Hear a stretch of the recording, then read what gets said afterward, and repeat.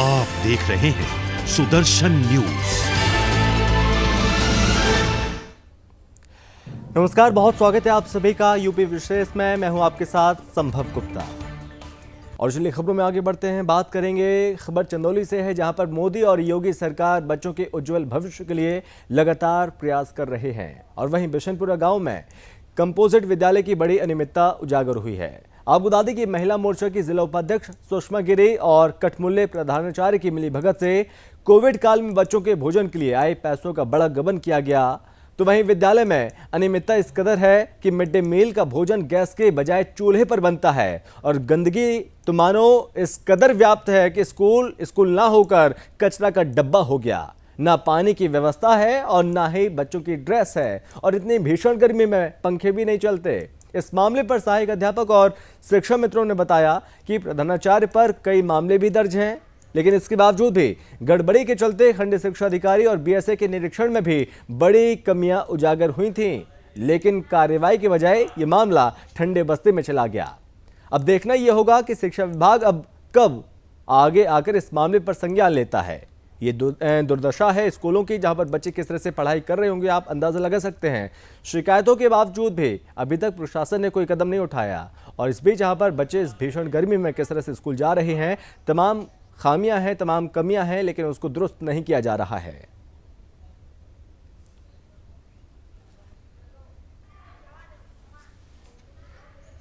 यहाँ तो हम कम से कम पठन पाठन का कार्य तो 16-18 वर्ष से यहाँ पे क्या समस्या है? समस्या यहाँ ये है कि 4-6 महीने से बिल्कुल पानी की नदारत है। ये जो पेड़ पौधे हैं सब सूख रहे हैं। कन्वर्जन कास्ट 2 वर्ष का बच्चों के खाते में आज तक नहीं गया। बहुत दुख का कारण यह है कि आम बच्चे जो हैं, ये जो सरकार जहाँ जन सामान्य की चीजें जोड़कर बनती हैं, सरकारी विद्यालय है, ये सब बच्चों को सुविधा पहुंचनी चाहिए। वहीं यहाँ 2 वर्ष से पूरा मगजमारी करके 2 वर्ष से जो लॉकडाउन था, सारा पैसा प्रधानाध्यापक मार करके बैठे हैं। आज तक बच्चों के खाते में नहीं गया है। इसकी शिकायत कहीं की? शिकायत तो सर नहीं किया गया था, मगर बताया गया था, संज्ञान में था। डिप्टी साहब जानते थे, सारे लोग जानते हैं। डिप्टी साहब 2-3 बार पकड़ भी चुके हैं। संबंधित विकास क्षेत्र के यहाँ के प्रधानाध्यापक हैं, जो स्कूल विकास क्षेत्र में स्थित है, उस विकास क्षेत्र के खंड शिक्षा अधिकारियों को भी निर्देशित किया जाता है कि सतत निरीक्षण के लिए, और मेरे द्वारा भी सतत निरीक्षण किया जाता है। केवल दंड देना ही नहीं होता है, उनको चेतावनी भी दी गई है। तो सबको कि सुधार कर लीजिए आप लोग, बार बार अगर रिपीटेशन होगा तो नियमानुसार कार्रवाई संपादित कर दी जाएगी।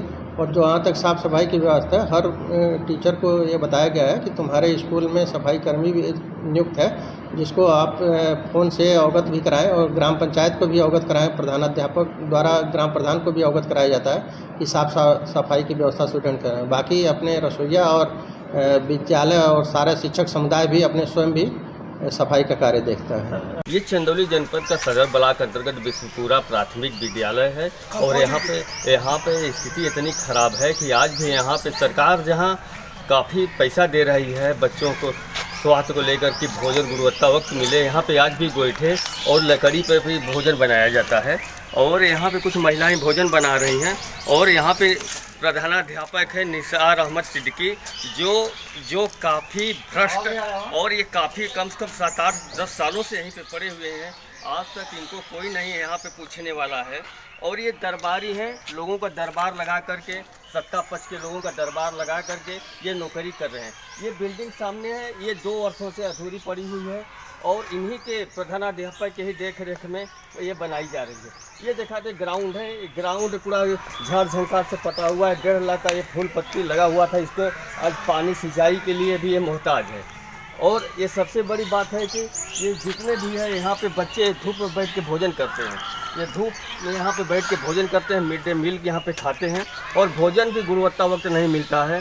और मैं दिखाना चाहता हूँ कि पूरा ये जंगल की तरह पूरा विद्यालय बना हुआ है, इसकी साफ सफाई के नाम पर कुछ भी नहीं है। प्रशांत सिंह, जिला संवाददाता, जनपद चंदौली। और इस बीच सीधा रुख करते हैं गोरखपुर का, जहां पर मुख्यमंत्री योगी आदित्यनाथ क्या कुछ कर रहे हैं वो सुनते हैं।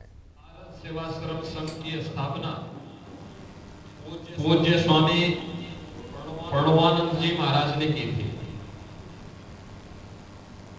स्वामी प्रणवानंद जी का जन्म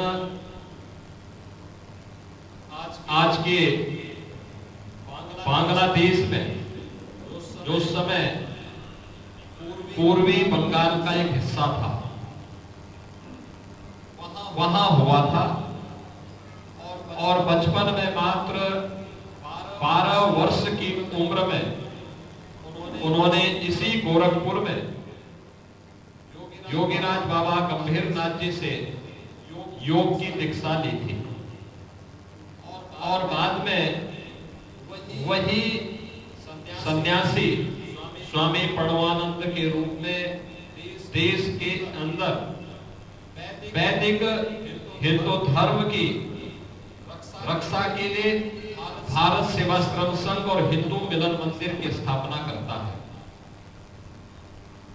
अगर हम पूर्वोत्तर के राज्यों में और बंगाल में देखें तो भारत सेवाश्रम संघ का कार्य वैदिक धर्म की स्थापना के लिए कैसे अत्यंत सार्थक रूप से कार्य करता हुआ दिखाई दे रहा है। तो इस कार्यक्रम में मौजूद हैं सीएम योगी और इस कार्यक्रम में साधु संत भी यहाँ पर मौजूद हैं। चलिए बढ़ते हैं आगे, बात करेंगे उत्तर प्रदेश के गाजियाबाद की, जहाँ गाजियाबाद में रहने वाले एक छात्र की कनाडा के टोरंटो में गोलीबारी के दौरान मौत हो गई है। कार्तिक के पिता गुरुग्राम में नौकरी करते हैं और साहिबाबाद में रहते हैं। बता दें कि मृतक कार्तिक वासुदेव कनाडा के टोरंटो में ग्लोबल मैनेजमेंट की पढ़ाई कर रहा था और साथ ही वो एक रेस्टोरेंट में नौकरी भी कर रहा था।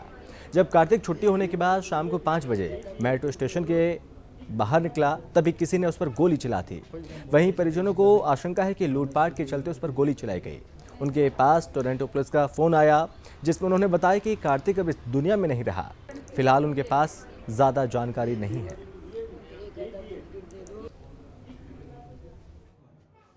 बच्चे का नाम है कार्तिक वासुदेव, टोरंटो में पढ़ने गया था। अभी सैनिका कॉलेज में जनवरी में गया था। अभी वो जॉब स्टार्ट किया था उसने, तो जॉब भी कर रहा था साथ साथ में। तो आज जब वो सुबह निकला जॉब के लिए तो वहाँ पर शायद सबवे से, जो मेट्रो से निकला बाहर, तो वहाँ पे किसी ने उसको गोली मारी है। हमें तब पता चला जब वो मिसिंग था, उसके फ्रेंड्स का फ़ोन आया कि वो 3-4 घंटे से फ़ोन नहीं उठा रहा, काम पे नहीं आया। तो हमने जब तहकीकात की पता चला तो फिर यही पता चला कि कोई शूट आउट हुआ वहाँ पर, और उसका बैग की फ़ोटो उसकी उसमें आई जो वहाँ के लोकल न्यूज़पेपर में है, लोकल न्यूज़ में है। तो वो उससे हमने पता चला कि उसका, फिर हमने पुलिस को कांटेक्ट किया वहाँ के उसके लोकल फ्रेंड्स ने, तो वहाँ पे आगे पता चला। फिर मेरे पास पुलिस का कॉल आया कि it was your son only and this happens to him. UP के संभल में जनपद चंदौसी मार्ग पर तेज रफ्तार कार ने ई रिक्शा को और बाइक सवार को टक्कर मार दी। इस हादसे में एक महिला अध्यापक सहित 2 लोगों की मौत हो गई है, जबकि 3 लोग हादसे में जख्मी हो गए। घटना की सूचना पर पुलिस ने मृतक के शव का पंचनामा भरकर पोस्टमार्टम के लिए भेज दिया। सदर कोतवाली इलाके में ई रिक्शे में सवार होकर महिला विद्यालय में पढ़ने के लिए जा रही थी और इस बीच सामने से आ रही तेज रफ्तार कार ने ई रिक्शा और एक बाइक सवार युवक को टक्कर मार दी। हादसे में महिला अध्यापक अस्मत आरा की मौके पर मौत हो गई है। हादसे में 3 लोग गंभीर रूप से जख्मी हुए और जिन्हें उपचार के लिए अस्पताल में भर्ती कराया गया। तो वहीं दूसरी तरफ पुलिस ने टक्कर मारने वाले स्विफ्ट डिजायर कार को कब्जे में ले लिया और आगे की कार्रवाई शुरू कर दी है।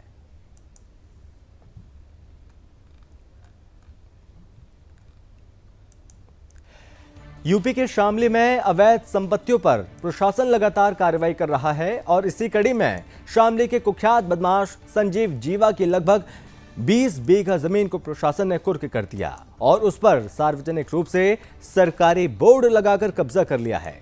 इस मामले में प्रशासन ने संजीव जीवा को आय से ज्यादा संपत्ति का नोटिस भी भेजा था, जिसके बाद प्रशासन ने जांच पड़ताल के गांव आदमपुर में करीब 20 बीघा जमीन को अपने कब्जे में लिया। आपको बता दें कि आरोपी पर 2 दर्जन से ज्यादा आपराधिक मामले भी दर्ज हैं और इतना ही नहीं, संजीव जीवा मुख्तार अंसारी का खास आदमी भी बताया जा रहा है। फिलहाल योगी सरकार के जीरो टॉलरेंस नीति के तहत अपराधियों के द्वारा अपराध के पैसे से बनाई गई संपत्ति को लगातार कुर्क किया जा रहा है और ये कार्रवाई लगातार जारी है। संजीव जीवा नामी क्रिमिनल पर गैंगस्टर की कार्रवाई शामली जनपद में करी गई है। 14A के अंतर्गत इनकी अवैध संपत्ति जो गांव आदमपुर में स्थित है, लगभग 20 बीघा जमीन है, उसको आइडेंटिफाई करके उस पर कुर्की का आदेश किया गया था। आज SDM शामली और CO शामली की मौजूदगी में उनकी टीम के साथ गांव में जाकर इस अवैध संपत्ति की कुर्की की गई है और उस पर सरकारी कब्जा लिया गया है। यूपी में उन्नाव में पिछले विधानसभा चुनाव के बाद परिणाम आते ही एमएलसी चुनाव की तैयारियां जोरों पर चल रही थी और अब बीजेपी से एमएलसी प्रत्याशी रामचंद्र प्रधान हैं तो वहीं सपा से एमएलसी प्रत्याशी सुनील साजन मैदान में हैं। वहीं उन्नाव में सुबह 8 बजे से मतदान की प्रक्रिया पैरामिलिट्री फोर्स के पहरे में शुरू हो गई थी और 16 ब्लॉक के साथ ही एक नगर पालिका में मतदान केंद्र बने हैं और जहां पर भारी पुलिस बल तैनात किया गया।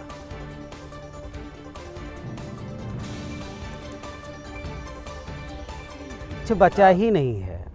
इसमें सपा बसपा कांग्रेस सभी लोग भारतीय जनता पार्टी के प्रत्याशी रामचंद्र प्रधान को भारी बहुमत से अपना मत देने वाले हैं और कोई भी विपक्षी जो भी है कोई सामने है भी नहीं।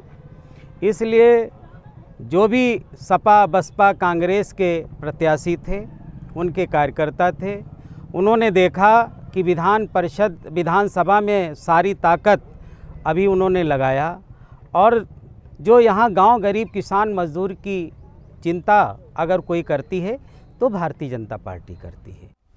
यूपी के कौशाम्बी में विधान परिषद सदस्य पद के लिए कड़ी सुरक्षा व्यवस्था के बीच से मतदान की प्रक्रिया पूरी हो चुकी है और जिले के 8 ब्लॉक में मतदान केंद्र बनाए गए थे। इसके अलावा नगर पंचायत कार्यालय और कुछ विद्यालयों को भी मतदान केंद्र बनाया गया। एमएलसी पद के लिए बीजेपी के डॉक्टर केपी श्रीवास्तव और सपा के वासुदेव यादव के बीच कांटे की टक्कर और जिले के 1197 जनप्रतिनिधियों ने वोटिंग प्रक्रिया में हिस्सा लिया। पुरुष मतदाताओं की संख्या 645 है तो वहीं महिला मतदाताओं की संख्या 552 है।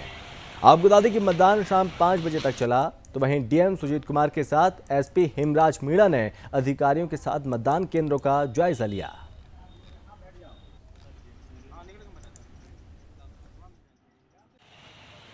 देखिए, जनपद कौशाम्बी में जो विधान परिषद के चुनाव हो रहे हैं उसके अंतर्गत 8 बूथों पे वोटिंग चालू है और जो हमारे ज़्यादातर वोटिंग जो बूथ बने हैं वो हमारे हर एक ब्लॉक में एक बनाए गए हैं और जो क्षेत्र पंचायत कार्यालय हैं उन्हीं को बनाए गए हैं। कुछ ब्लॉकों में वहाँ के स्कूलों को बनाया गया है। कुल मिला के जनपद कौशाम्बी में 1197 वोटर्स हैं और इनके द्वारा आज सुचारू रूप से मतदान किया जा रहा है। पूरी व्यवस्था की गई है, कहीं पर किसी प्रकार की कोई दिक्कत नहीं है। और इसी के साथ यूपी विशेष में बस इतना ही। आप बने रहिए सुदर्शन न्यूज के साथ। जय हिंद।